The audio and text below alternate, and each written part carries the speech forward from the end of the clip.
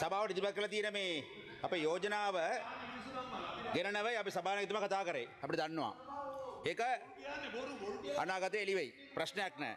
ඒ නිසා මේ සභාව බොරු කියලා වෙනදට අරන් යන්න එපා කියලා අපි ඉල්ලීමක් කරමු. මම තෙබල පාසන් කතා කරන්න වැඩ කරනවා. தலைவர் அவர்களே මම දෙකයි කිව්වේ බොරු කියන්න එපා කියලා කිව්වේ. හරි ඒක පටන් ගත්තේ. හරිද? නෑ අපේ යෝජනාව ඒක නෙවෙයි. එතුමා වෙන මොනවද කතා කරන්න ගියා. බණක් ඒක පවගන්න නැහැ. ප්‍රශ්න අතරන්නකෝ. නෑ தலைவர் அவர்களே இன்று ஜனாதிபதி அனுரகுமார் சாநாயக் அவர்கள் அனுராதபுரத்திலே ரீபில்ட் ஸ்ரீலங்கா ஹவுசிங் இனிஷியேட்டிவ் என்பதை ஆரம்பித்திருக்கிறார். நல்ல விஷயம், பாராட்டுகள், வாழ்த்துக்கள் அவருக்கு.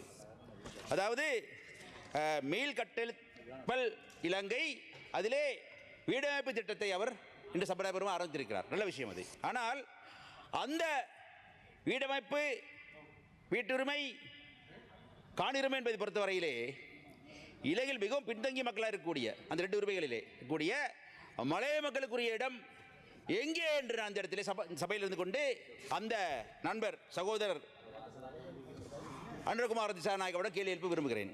ஏனென்றால் அனுரகுமார் சொன்னார், இங்கே வந்து சொன்னார், இந்த பேரிடத்திற்கு பிறகு வந்து சொன்னார், நிறைய நிவாரணங்களை அறிவித்தார்.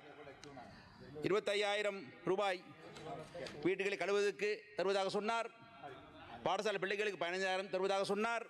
அது தவிர அங்கே நிறைய மக்களை பொறுத்தவரையிலே அவர்களுக்கு தேவையான அந்த சிறு வியாபாரிகளுக்கு பயிர்களை விளைவித்தவர்களுக்கு ஆடு மாடுகளை கால்நடை வளர்த்தவர்களுக்கெல்லாம் நிவாரணம் தருவதாக சொன்னார். அதெல்லாம் விடுங்கள், பரவாயில்லை. அதிலே கூட மலைய மக்களுக்கு பாரபட்சமாக மாற்றாந்தாய் மனப்பான்மையுடன் தான் அரசாங்கம் நடந்து கொண்டிருக்கிறது என்பதை நாங்கள் தெளிவாக குறிப்பிக்க விரும்புகிறோம். ஆனால் அதைவிட முக்கியமானது என்னவென்றால் வீட்டுரிமையும் காணியுரிமையும். இன்று பாருங்கள், அனுரகுமார் திசாநாயக் அவர்களது பிரபலமான ஒரு கூற்று இன்று நாடெங்கும் எழுப்பப்பட்டுக் கொண்டிருக்கிறது. உறக்க பேசிக் கொண்டிருக்கிறார்.